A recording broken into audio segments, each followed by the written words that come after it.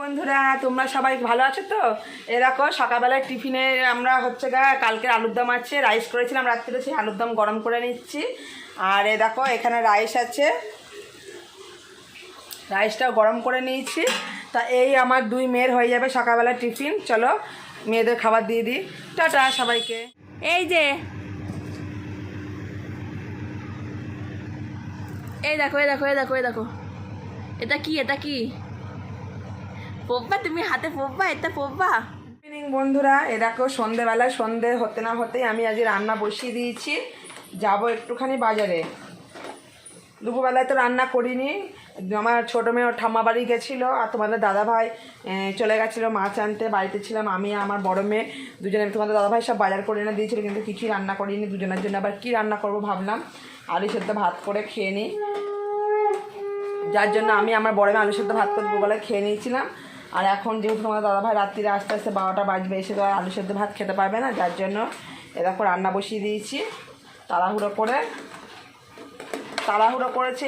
মানে আমরা একটু বেরোবো বলে, মানে তোমাদের দাদাভাই তো বাড়ি আস্তে আস্তে রাত্রি 12টা বাজবে। দেখো আমি রান্না করছি, দেখো এখানে ভাত আমার হয়ে গেছে, ভাতটা দেবো, ভাতটা হয়ে গেছে।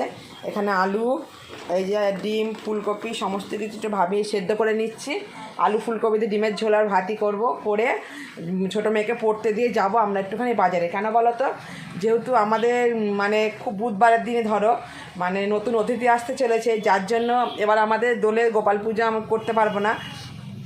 সেই জন্য কালকে নাহলে পরশু দিনের মধ্যে আমার সোনা বাবাকে দিয়ে আসতে হবে বদ্দির বাড়ি, যার জন্য সোনা বাবার জন্য যাব জামা কিনতে। যতই হোক এবার পুজো করতে পারবো না, কিন্তু এখন তো কিনতে পারবো, এখনও তো কিছু হয়নি। ওই জন্য জামা ভাবছি, জামা কিনে নতুন দুইজনের জন্য, গিরির জন্য কানাইয়ের জন্য জামা টামা কিনে তারপরে আমার বদ্দির বাড়ি দিয়ে আসবো। দোলে পড়বে ওরা, ওদের কিছু জিনিস টুকিটাকি আনতে তো হবে বলো, যেহেতু মা হই, হ্যাঁ মা ছেলেকে তো দিতেই হবে।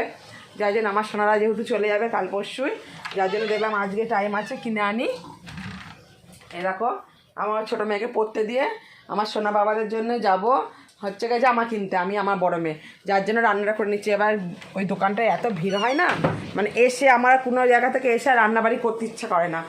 মিনিমাম বেজে যেতে 7টা বাজবে, তারপরে আস্তে আস্তে 8টা 8:30টার ওপর হবে।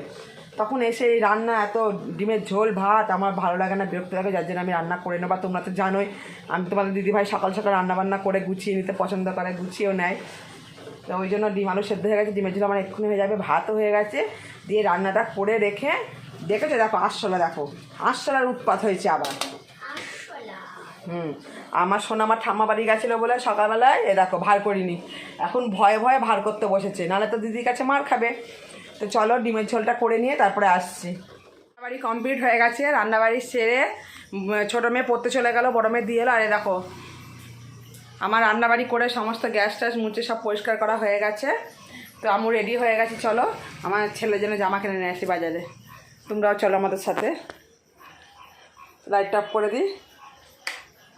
সিদ্ধেশ্বরী মন্দির আমাদের এখানে, দেখো সিদ্ধেশ্বরী মা এখানে।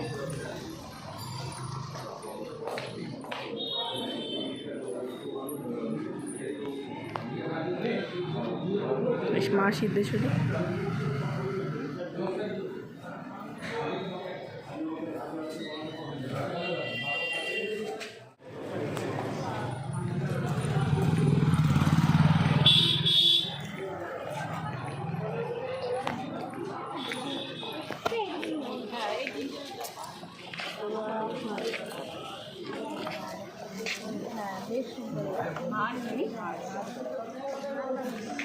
কানের বালা তো নেই, রূপোর কানের বালা নেই।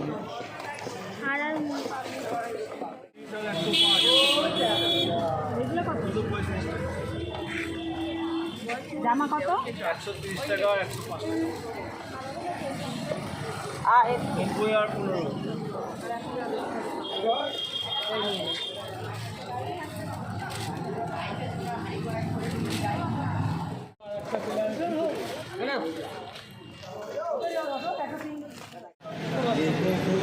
ভাবিস না মেজে মাসি ফোন করে দিল, মেজে ফোন করতে হবে।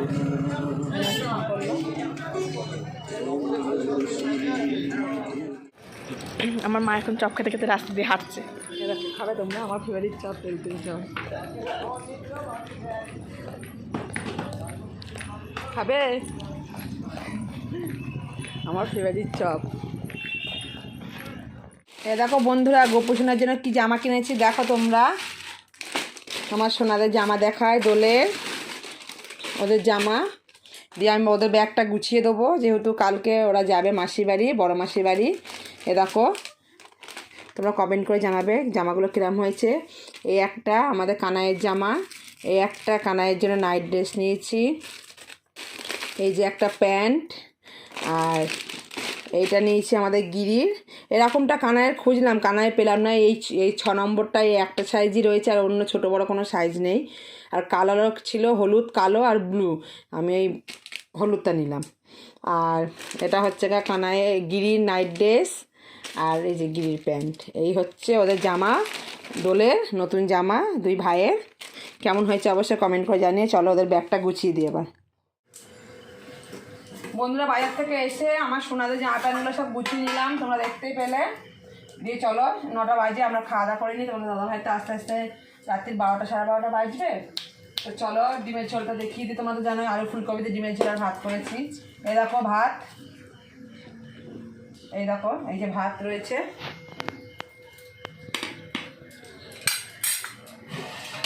আর এই দেখো এখানে করে নিয়েছে, দেখো আলু ফুলকপি দিয়ে ডিমের ঝোল। এই হচ্ছে আজকে আমাদের রাতের মেনু। দুপুরবেলায় যেহেতু আলু ভাতে ভাত খেয়েছি, এবারে আলু সেদ্ধ ভাত ভালো লাগবে না, আর তোমাদের দাদা ভাই তো এসে খেতে পারবে না অত রাতে। তো চলো আমাদের ভাতগুলো বেড়ে নিই।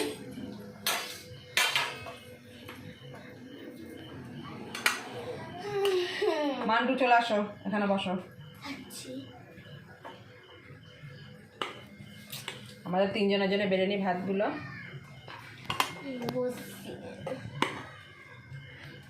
তোমরা রাত্রিবেলায় কে কী দিয়ে ডিনার করছো বন্ধুরা কমেন্ট করে জানিও।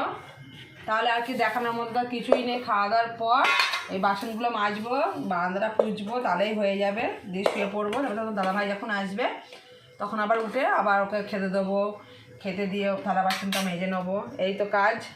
তাহলে আজকের মতো সবাইকে গুড নাইট, টাটা। আবার কালকে তোমাদের সঙ্গে দেখা হবে নতুন একটা ভিডিওর সাথে।